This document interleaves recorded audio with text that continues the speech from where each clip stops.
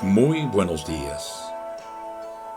Dios los bendiga. Qué placer, qué bendición, qué privilegio el tener un nuevo día y una nueva oportunidad de poder compartir con cada uno de ustedes a través de este medio y compartir la preciosa palabra de nuestro buen Dios, Señor y Salvador Jesucristo. Sé que cada uno de nosotros tenemos muchas cosas que compartir y darle a la vez a la iglesia del Señor en un tiempo como estos. Así que, amados hermanos, esperamos que este tiempo que vamos a estar compartiendo la palabra de Dios, su mente, su corazón, sus pensamientos y su voluntad estén centrados en la obra y la persona del Espíritu Santo, a fin de que la palabra tenga que llegar a donde Él quiere que llegue. Algunos estudiosos del comportamiento afirman que cuando un bebé es puesto frente al espejo, no se reconoce a sí mismo. ¿Quién no ha puesto a su hijo o a su nieto para que se mire en el espejo? Y vemos que el niño mira y disfruta viendo la imagen que él está viendo, que el espejo le refleja. Así que le sonríe sin saber que es su propia imagen. No obstante, a pesar de todo, amados hermanos, a pesar del tiempo, la expresión de su cara cambia. ¿Por qué razón? Porque empieza a reconocer su figura y sus movimientos y su rostro con su sonrisa y todo parece decir: ese soy yo. ¿Cuántas veces, amados hermanos, hemos leído ciertos pasajes de la palabra de Dios y que en un determinado momento ese pasaje como que sobresale de todo lo demás y parece que llegara a su vida? Y los observa con bonitas lecciones o historias antiguas sin darse cuenta que su propia vida o sus circunstancias por las cuales está viviendo o está pasando están allí reflejadas en ese texto. Así que, amados hermanos, la tarea del profeta Jeremías no fue muy fácil. ¿Por qué razón? Porque tenía que hablar a un pueblo rebelde, idólatra, pagado, y era una nación que no quería obedecer la palabra ni la profecía enviada por Dios.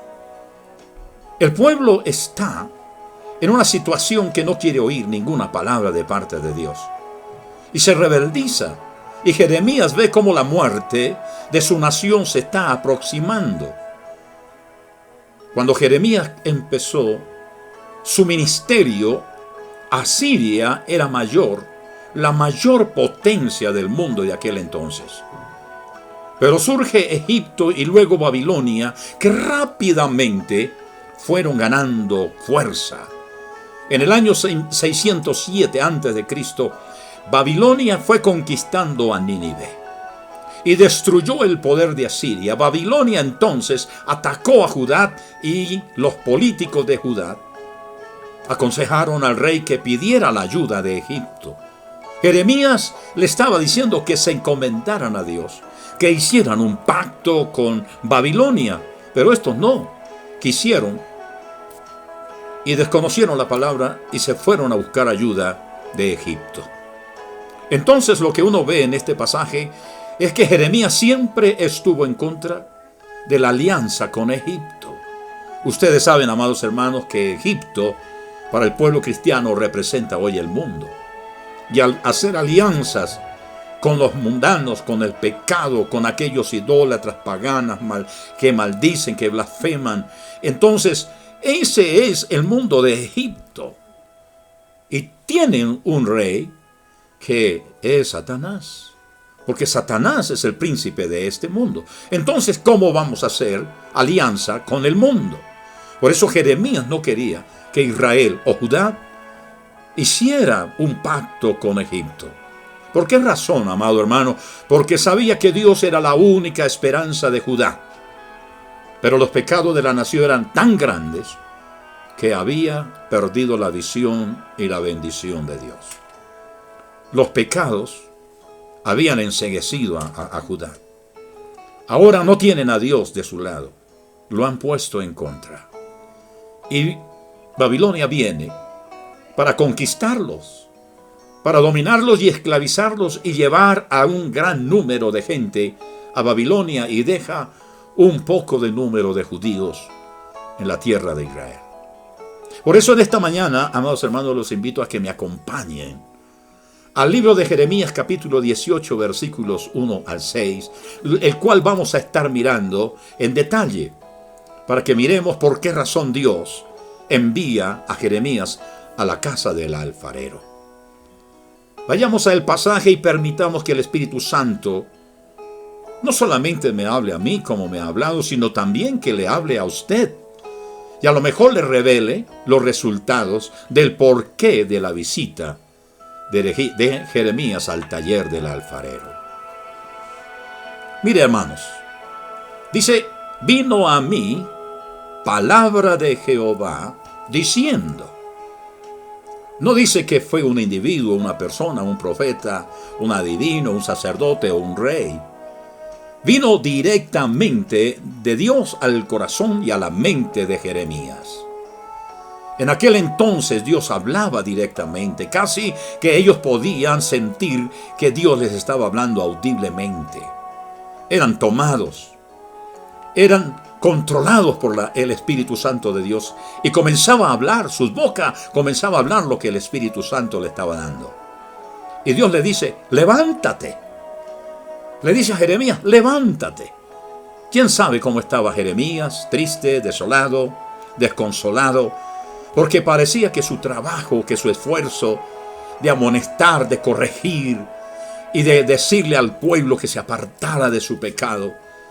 Y la Biblia dice que Jeremías llegó un momento en el capítulo 22 de decirle a Dios: no quiero seguir predicando, no quiero seguir diciendo nada de ti. Cada vez que abro mi boca, el pueblo se levanta contra mí, me envían preso, me meten en los pozos, me dejan en lugares que quisiera morirme. Así que Jeremías estaba en una situación que no sabía qué hacer con el pueblo.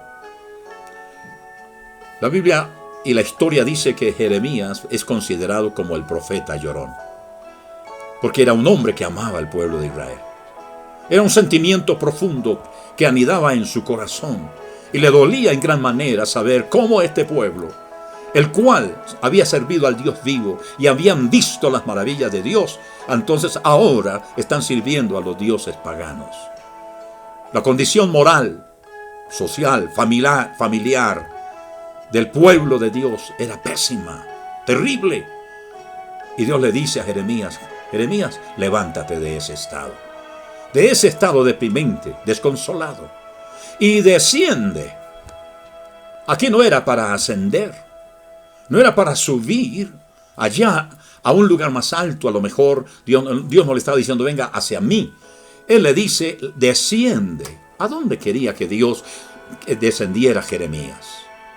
Él no podía entender por qué Israel se hallaba en esa condición deprimente. Y Dios quería que Jeremías viera y comprendiera el juicio y misericordia de Dios para con ese pueblo. Aunque estaba el pueblo sufriendo y iba a ser sometido a la esclavitud por Babilonia en el tiempo de Nabucodonosor, sin embargo Dios quería mostrarle a Jeremías que había esperanza aún después de todo esto, y que Dios haría alguna cosa grande y poderosa para restaurar a la nación de Israel. Pero mire, hay una cosa, hermanos, que Él le dice: ve a la casa del alfarero. Y yo he pensado una y otra vez: ¿y por qué no lo envió a la casa del carpintero? ¿Por qué no lo envió a la casa del fundidor? ¿Por qué no lo envió a la casa del escultor? Pero lo envió a la casa del alfarero. Porque su trabajo es con las manos. El trabajo con barro lleva su tiempo. Requiere de un trato de la greda. Había que pisarla, había que apalearla, había que mojarla y remojarla una y otra vez hasta que quedara diluida completamente, sin trozos, sin barro y sin piedra. Cuando digo sin barro, es aquellos grumos gruesos que muchas veces quedaban ahí, Por eso tenían que pisotearlo hasta que quedara completamente listo para ser usado. ¿Por qué a la casa del alfarero? Miremos una cosa, hagamos memoria. Dios creó al hombre ¿de dónde? Del polvo de la tierra. Dios mismo lo moldeó con todas sus facciones físicas, mentales, espirituales, morales, sociales. El cuerpo lo armó de millones de algunas piezas musculares, minúsculas, pequeñas y medianas y grandes, y las colocó donde debían de estar. Y hasta el día de hoy la ciencia no ha podido crear un ser humano diferente, pleno, como Dios lo creó. Entonces Dios crea al hombre del polvo de la tierra. Pero el hombre se perdió. El hombre se apartó de los caminos del Señor. Así que Dios le dice a Jeremías: allí te haré oír mis palabras. Hay diferentes lugares en la vida del ser humano por las cuales tiene que pasar. Unas buenas, otras malas y otras muy malas. El ser humano es muy poco dado a las circunstancias, a que él entienda o comprenda que lo que le está pasando, le está sucediendo, es para algo bueno. Siempre el hombre piensa que es algo malo. El hombre, estando bien, sin problemas económicos, de familia o de salud o de posesión social, regularmente es una persona que no necesita a Dios. En muchos años, cuando salíamos a evangelizar por los barrios, por los pueblos, por diferentes lugares de la ciudad y fuera de la ciudad, habían personas que nos decían: yo no necesito a Dios, eso es para los pobres, eso es para los ignorantes. Ese era el concepto que hace más o menos unos 40 años tenía la gente cuando se les hablaba de Dios. Pero mire, hermanos, que cuando llega una calamidad doméstica que afecta la vida y la salud de algún miembro de la familia, o cuando por alguna razón perdió cuantiosas sumas de dinero, perdió el empleo, un accidente que pone en riesgo su vida, o la de un hijo o la de una familiar, y para no ir más lejos, el enemigo oculto que está asediando en este tiempo silenciosamente nuestra salud, la de nuestro hogar, la de nuestra economía, tiene al mundo preocupado. Y no sabemos dónde está, ni con quién anda. Sospechamos de todos y todos sospechan de nosotros. Hace unos años, unos 14 años, tuve una crisis que se me subió el azúcar a 360 y eran como las 9:30 de la noche y sentí que morir y viví en un insofacto. Se me fue la luz y volvió la luz. Entonces, con mi esposa de aquel entonces, rápidamente nos fuimos para la clínica San Pedro Claver, aquí en Bogotá. Y llegué a ese lugar, tomando agua en cantidad y yendo al baño a orinar continuamente, sin fuerzas y sin ánimo de nada. Y estando allí acostado, un hombre que estaba en una camilla gritaba: me quiero morir, me quiero morir. Y su voz se dejaba oír por todo el lugar de urgencias. Y yo estaba ahí tendido en el piso porque no había dónde sentarme.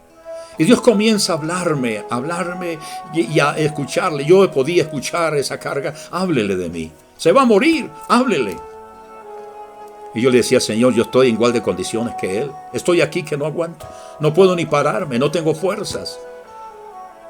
Y él me seguía diciéndome: háblale, se va a morir. Yo decía: Señor, ¿qué hago? Estoy que no me puedo ni parar. Y él me decía: háblele. Y estando en esa situación, como tratando de evadir, bueno, le dije a mi esposa: ayúdeme a parar. Y me paré y como pude me recosté sobre la camilla donde estaba aquel hombre. Y le dije: ¿en verdad se quiere morir? Me dijo: sí. El médico me dijo que me quedaba poco tiempo. Y yo le dije: ¿y usted ya tiene su maleta lista? para la eternidad. Y el viejito me dijo, ¿cuál maleta? Le dije, ¿dónde lleva las cosas buenas o lleva las cosas malas? ¿Dónde lleva aquellas cosas que fueron del agrado de Dios o aquellas cosas que fueron desagrado de Dios? Y si lleva las cosas de Dios en esa maleta, llevará todo lo que Dios necesita para que usted entre al reino de los cielos. Pero si usted lleva otra maleta donde toda la mundanalidad y todo su pecado y todas sus cosas que hizo de maldad, eso es la maleta que te va a conducir al infierno. Y comenzó a decirme, explíqueme, explíqueme. Y le expliqué en pocas palabras porque no me podía sostener. Y él me dijo, yo quiero ir al cielo, ¿qué voy a hacer? Y yo le dije, ore conmigo. Y repetí la oración y él entregó su vida al Señor. Y tan pronto él entregó su vida al Señor, yo le dije a mi esposa, ayúdeme. Y me senté otra vez en el piso y me recosté. Y como a los 10 minutos, él comenzó a gritar, ya no me quiero morir. Ya no me quiero morir. Y gritaba. Y yo dije, ¿qué pasó? Y vino la familia y le dijo, ¿qué pasó, papá? ¿Qué sucedió? Dice, ya no me quiero morir. ¿Y por qué no se quiere morir si el médico dijo que te quedaba poco tiempo? Dijo, no, el Señor que está ahí en el suelo vino, oró, y yo le entregué mi vida a Cristo y me siento bien. Quiero irme para la casa. ¿Usted puede entender eso? Yo no lo entendí cuando me dio, casi que me da un coma diabético. Pero el propósito de Dios esa noche estaba ahí en mi cama. Me hizo pasar por ese tremendo susto e hizo que yo fuera a la clínica y fuera a orar por ese hombre para que Él lo salvara y lo sanara. Dios llevó a ese hombre, que esa era la casa del alfarero. Ese hospital era la casa del alfarero, donde el hombre se preocupa porque las situaciones no son favorables y no sabe qué hacer. Dios permite que muchas personas hayan ido a la cárcel, que hayan estado a punto de morir, que hayan pasado terribles situaciones en su vida. Y Dios permite que ellos vayan a ese lugar donde van a oír la palabra de Dios. Porque no tienen a dónde huir, no tienen a quién culpar, no tienen quien les esté ayudando. Y el único que les está extendiendo la mano es el Señor. Esa es la casa del alfarero para muchas personas. ¿Cuántos de aquellos que me están escuchando, Dios los llevó a situaciones donde no pudieron escapar y salir y buscar la manera de que alguien le ayudara? Y cuando alguien le habló del Señor, abrió su corazón. Y Dios comenzó a moldear una nueva vida. Y se cumple lo que dijo el apóstol Pablo. Si alguno está en Cristo, nueva criatura es. Dios comenzó a moldear la obra en esa persona. Ya no vive él, sino Cristo vive en él. Y él vive en Cristo. Mis amados hermanos, en todos los años que tengo, no había visto y oído, y creo que un 90% de la población mundial, hoy, en el tiempo que estamos viviendo y el tiempo que estamos pasando, la gente que era religiosa, de todos los credos, y algunos que no son religiosos, y algunos ateos, gente pobre, gente rica, con títulos o sin títulos, intelectuales o plebeyos, están clamando y están invocando a Dios para que guarden sus vidas, para que guarden su familia, para que tengan misericordia y para que se detenga esa pandemia. La gente está clamando a Dios. Uno ve en Facebook gente en las calles, en diferentes lugares del mundo, orándole a Dios, pidiéndole a Dios, desde sus balcones, pidiéndole a Dios. Hermanos, Dios ha permitido esto. Y quiero que entiendan bien, Dios no mandó esto. Hay personas que están diciendo que Dios fue el que mandó esto. Esto no lo mandó Dios. En la voluntad permisiva de Dios, Él permitió que sucediera esta pandemia. Y de esta pandemia mucha gente saldrá para los caminos del Señor. Mucha gente se está convirtiendo. Me escribió una hermana de Alemania que recibe los devocionales y tenemos una relación de hermanos en Cristo. Me dice, pastor, aquí en Alemania las librerías ya no tienen Biblias. La gente está comprando Biblias en cantidad. ¿Cuándo había sucedido eso? Cuando Alemania anteriormente estaba quedando los templos vacíos. Pero mire que esta pandemia es la casa del alfarero para muchos. Porque Dios los está llevando a situaciones diferentes. Cada uno está viviendo un caos. Está viviendo una situación de crisis, de temor, de miedo cuando sale a la calle. Y honestamente yo le digo, yo tengo miedo a salir a la calle. Y usted dirá, ay, pero usted es un pastor. Usted no debe tener miedo. Yo soy un ser humano como usted. ¿Por qué uno decir que no puede tener miedo? El miedo es una forma de precaverse, de alistarse, de estar atento a las cosas que están alrededor para preservar la vida. Hace poquito cuando salí a la calle, yo pasaba a 2 metros de la gente. Cuando alguien se me trataba de acercar, yo le decía de lejitos. ¿Por qué? Porque la pandemia, el virus puede estar ahí, como no puede estar ahí, pero tenemos que estar cuidándonos.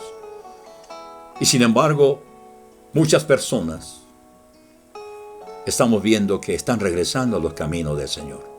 Dios ha permitido esta situación como una casa del alfarero, donde Dios puede retomar las vidas de muchas personas que se apartaron de la casa de Dios, que se apartaron de la iglesia, que fueron a vivir su propia vida sin Dios y sin Cristo. Y ahora que la muerte está azotando la vida de muchas personas, y algunos mueren en Cristo, otros mueren sin Cristo, y Dios les está dando oportunidad para que se arrepientan, para que vengan a las manos del alfarero y Dios comience a trabajar, así sea poco tiempo, para limpiarlo, prepararlo para llevarlo a la patria celestial. Esta ha sido, por decirlo, la casa entonces del alfarero, donde Dios les ha permitido que vayan para que allí, en medio del miedo, del temor a caer en esa enfermedad, un hermano, un familiar, un hijo, una suegra o alguno, entonces comienzan a orar. Y entonces pueden reconocerlo, de que solo Él puede reconstruir lo que el pecado ha destruido en sus vidas. Dios le dice a Jeremías, descienda a la casa del alfarero. Tiene que haber obediencia. No tiene que haber rebeldía. No puede que haber argumentos filosóficos, religiosos. Hay que descender para darse cuenta en qué estado están las personas en esta situación hoy en día. Y la Biblia dice que cuando Jeremías bajó a la casa del alfarero, lo halló trabajando en un torno. En el versículo 3. Era un torno artesanal. Es una máquina con 2 discos cuya velocidad depende del pie, de la aceleración del pie. No es como una máquina de hoy que tiene pedales metálicos, eléctricos. No, la calidad y la celeridad están en la obtención de resultados, dependiendo directamente de la pericia de la persona que está manejando el torno, la rueca. Mis amados hermanos y amigos, yo les tengo buenas noticias. Dios está trabajando en su vida en este tiempo. Esta es la figura que el divino alfarero está trabajando en su taller. Dios, al pueblo de Dios, lo está teniendo en sus manos. Está recibiendo en sus manos a todos los que se habían apartado en años anteriores. Líderes, obreros que habían dejado su ministerio. Dios los está recogiendo en este tiempo, porque saben que el tiempo del Señor está cerca. Entonces Dios, a través de esto, Dios está tratando de trabajar con todas las personas que quieran venir a las manos de Él para que Él las cuide, las pueda formar de nuevo. Usted es la figura que debe estar en las manos de Dios. Usted tiene un propósito en la tierra. Y solo usted será feliz y pleno en la medida en que se encamine cumpliendo, dando tiempo a la misión que Dios le ha dado a su vida. Mis amados hermanos, el verdadero propósito solo lo conocemos o lo podemos nosotros entender cuando nos acercamos a Dios y permitimos que Él obre en nuestras vidas, por nosotros y a través de nosotros, para que seamos eternamente del Señor, cumplamos sus designios y nos preparemos para el tiempo de su venida. En la carta a los Filipenses capítulo 1 versículo 6, el apóstol Pablo le dice: estando persuadido de esto, que el que comenzó en vosotros la buena obra, Él la perfeccionará hasta el día de Jesucristo. Ninguno está completamente formado. Ninguno puede decir que ya Dios acabó de trabajar con usted. Si Dios acabó de trabajar, entonces alístese, porque Él lo va a llamar a su presencia. Y si no lo ha llevado a su presencia, si no me ha llevado a su presencia, es porque no ha terminado de hacer su obra en nosotros. Este tiempo nos ha permitido orar más, leer la Biblia más, reconocer que solo Dios es el único que puede ayudarnos, encomendar nuestras vidas al Señor Jesucristo, orar más por la familia, implorar su misericordia. Y nos acordamos de la Biblia allá en el Salmo 121 que dice, Él guardará mi entrada, mi salida, desde ahora y para siempre. Ahora sí estamos agarrándonos de la palabra de Dios. Antes no lo hacíamos. Cuando Jeremías ve cómo trabaja el alfarero en la vasija nueva, ve cómo la vasija nueva queda mejor que la anterior. Dios creó una vasija perfecta en el hombre. Pero cuando éste peca, la vasija entonces se echa a perder por causa del pecado y la rebelión contra los principios establecidos por Dios en la vida de cada uno de nosotros, en lo moral, en lo espiritual, en lo social, en lo familiar. Caín mató a su hermano Abel. Fue el comienzo de la debacle de la vasija de barro. 2000 años después de haber salido del huerto, la raza humana comete pecados atroces. Y Dios envía un juicio sobre la tierra y solo se salvan 8 personas. Muchos años más tarde, Dios destruye a Sodoma y Gomorra y solo se salvan 3 personas, Lot y sus 2 hijas. Todo esto que les estoy mencionando es como el hombre se echó a perder. Es como el hombre fracasó y se apartó de Dios, y todo lo que ha hecho apartado de Dios ha sido para destrucción y perdición de sus propias almas. Quizás al analizar su vida usted pueda encontrar dónde estuvo el fracaso. Usted ha oído que Dios sabe que tiene un plan con usted. Toda persona que viene a esta tierra, Dios tiene buenos planes para ellos. Pero ellos en su voluntad, en su libre albedrío, deciden hacer lo malo.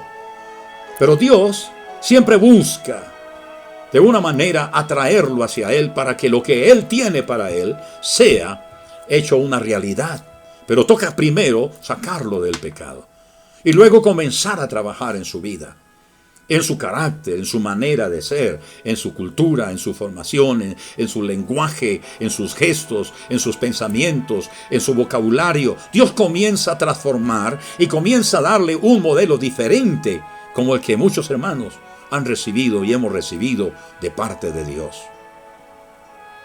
Probablemente usted hoy atraviesa por tiempos de crisis o de desesperanzas. El enemigo le dice que usted es un caso perdido. El enemigo le dice que usted es un fracaso y que sus años y su misión en la vida nunca se harán realidad. ¿Cuántas personas le dicen a uno: yo hubiese querido hacer esto, hubiese querido hacer lo otro? Si alguien me hubiera ayudado, si alguien me hubiera hablado, si alguien me hubiera exhortado, si alguien me hubiera aconsejado.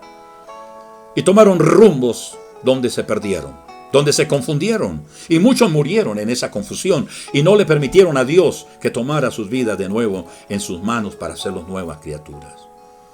Y yo quiero decirles que hay un solo camino, que cuando la vasija está quebrada, debe ir a las manos del alfarero, no al del fundidor, no al carpintero, no al que trabaja con la piedra.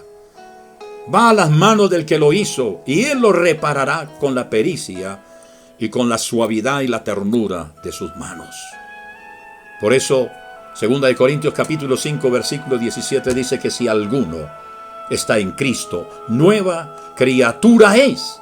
Las cosas viejas pasaron, he aquí todas son hechas nuevas.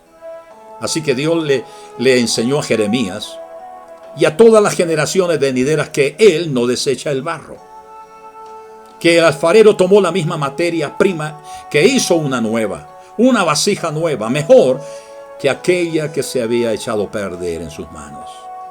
Hermano, hermana, amigo que me escucha, si usted ha fracasado o se siente fracasado, si siente que ha fallado, que ha perdido su tiempo o lo ha malgastado y que su vida no vale nada, yo quiero presentarle a Dios.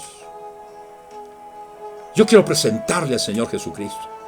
Yo quiero presentarle al Espíritu Santo, porque tanto el Padre como el Hijo y el Espíritu Santo están dispuestos a darle una nueva oportunidad. Al Dios que cambia los grandes fracasos en bendiciones. Al Dios que no desecha el barro y se atreve a volverlo a construir. La casa del alfarero es la presencia de Dios. Si necesita restauración, debe ir a la casa del alfarero. La dirección de dicha casa es la misma presencia de Dios viviente. Cuando queremos transformarnos en transformaciones en nuestras vidas, cuando deseamos cambiar, cuando queremos que Dios haga una persona mejor y cambiar nuestras actitudes, nuestras fallas y errores en nosotros, debemos buscar la casa del alfarero. Es decir, su presencia, para que allí con sus manos Él cubra todas las grietas y los pedazos que cayeron, que deben ser reparados, que deben ser juntados de donde se rompieron. Termino esta reflexión mencionando algunas cosas, citando 3 de los beneficios que usted y yo podemos recibir cuando llegamos ante la presencia del Señor. 1, la presencia de Dios trae descanso.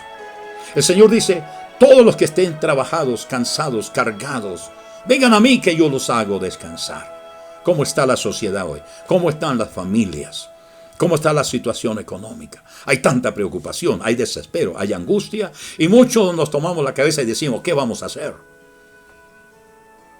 Pero hay un pasaje en la Biblia que dice: encomienda al Señor tu camino, confía en Él y Él hará. El Señor Jesucristo le dijo a Moisés: mi presencia irá contigo y le daré descanso. ¿Por qué no viene al Señor? La presencia de Dios trae gozo. El Salmo 16:11. Si está deprimido, si está triste, si está temeroso, Dios quiere tocar hoy su vida. La palabra de Dios afirma que el gozo del Señor es nuestra fortaleza. Si no hay gozo en nuestro corazón, hay debilidad, desconfianza, incredulidad y duda. Pero si le permitimos al Espíritu Santo que nos dé gozo, entonces seremos fuertes. La alegría que el licor da, que la alegría que le da los placeres o la compañía de seres queridos produce es pasajera. Pero la presencia de Dios en usted la fortalecerá y alegrará en medio de los momentos de crisis y escasez. Dios quiere alegrar su vida, restaurarlo y llenarlo de presencia. Mire, la presencia de Dios transforma. La segunda carta a los Corintios, capítulo 3, versículo 18. Al igual que San Juan, capítulo 3, versículo 3, dice: hay que nacer de nuevo.